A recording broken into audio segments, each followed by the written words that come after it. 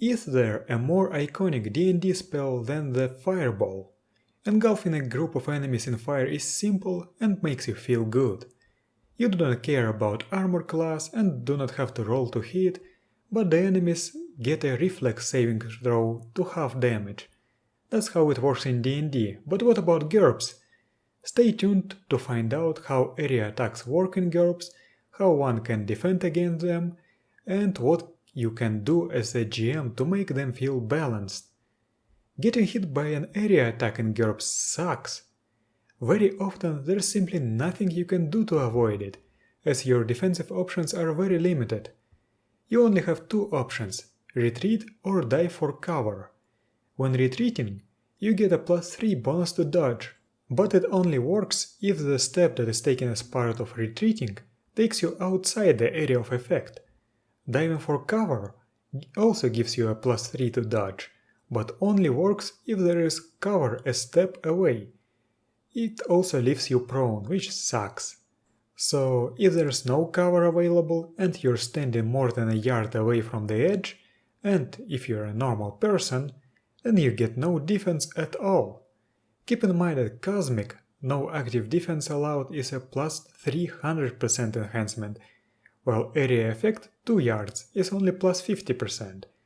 The attacker also usually attacks a hex, not a creature, and this gives a whopping +4 bonus to hit.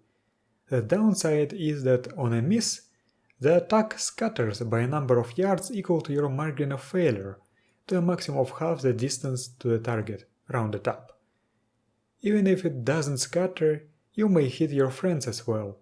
However, selective area is merely a +20% enhancement that will allow you to simply exclude friends from the effect. So what you, as a player, can do to protect yourself from such dangers? First, get some torso armor.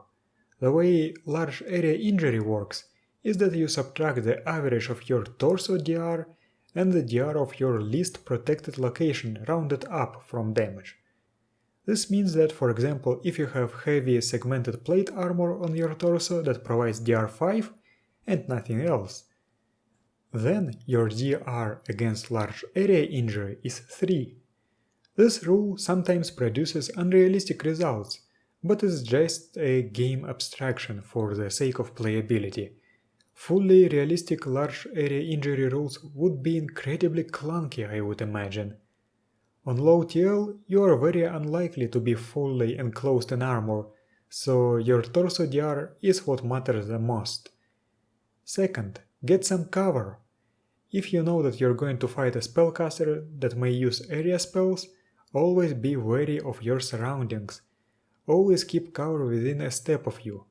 If there is no cover available on the battlefield, bring some cover with you. GURPS Low-Tech has stats for portable cover on page 116. It's not expensive and can be moved by a single person while protecting 2 characters. This is something I have never seen being used in games, but I think that it deserves more attention. And finally, you can get some traits that increase your step. Yes, you can do that. Remember that a step equals to your basic move divided by 10, rounded up. So, if your basic move is 11, then you have a 2-yard step, which not only greatly increases your mobility, but also lets you retreat further or dive for cover that is 2 yards away. This might be appropriate for cinematic games, or your GM might allow you to take this basic move increase with a power modifier. One of the pre-written abilities in one of the GURPS books has basic move with the following limitations: accessibility only when using a dodge and drop option -20%, and only for the purposes of determining your step -60%. This means that you can increase your basic move only for the purposes of determining your step when diving for cover for only 1 point per level. Enhanced defense, dodge and drop is also a valid option for 10 points per level. That's all you can do as a player, but the GM can introduce some rules as well. The first is to cap damage for area attacks. For example, GURPS Thaumatology Sorcery suggests capping area damage to half the single target damage cap. In my games, I typically cap single target attacks to 3 dice of damage, while area attacks to 1d plus 2. But I'm still experimenting with these caps. It's more of an art than a science, because all attacks are different and sometimes this cap might be too high or too low. For example, an area attack with bombardment can be defended against normally, so this harsh of a cap doesn't feel fair. An area attack with dissipation is another example where such damage limit might be too harsh. After all, you can retreat and this extra yard of distance will decrease the damage even if you are still in the area of effect.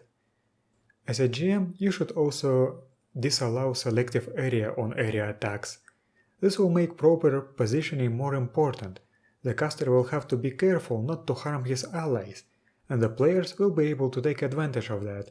Seriously, selective area attacks are overpowered.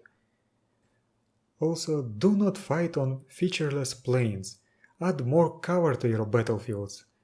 This will make the game more exciting even if there's no area attacks. Finally, if you are running a cinematic game, consider allowing retreating more than a step away from area attacks as per the Chamber Defenses rules from page 129 of GURPS Martial Arts, even to characters with no trained by a master or weapon master. Alternatively, or additionally, allow the giant step extra effort option being used defensively, to take an extra step when retreating or diving for cover. And that's it for this video. I hope that now you understand area attacks better and will be able to introduce them into your games without upending the balance. Thank you for watching and I'll see you next time.